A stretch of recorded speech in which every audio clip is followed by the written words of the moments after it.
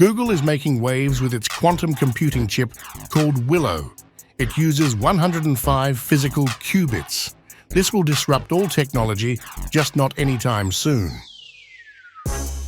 To break modern cybersecurity encryption, it would require 4 million qubits. To break Bitcoin's current digital signature algorithm, it would require 400 million to 1 billion qubits. We're at least several years away from that possibility.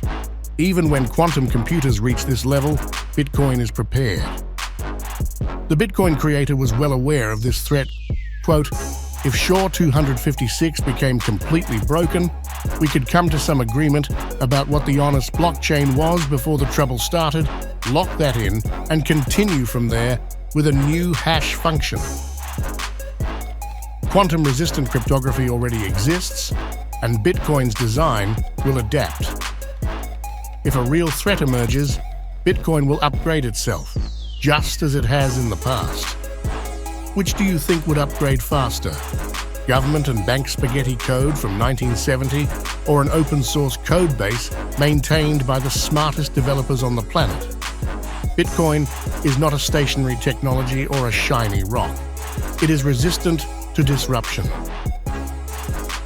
To learn more about Bitcoin, visit simplemining.io.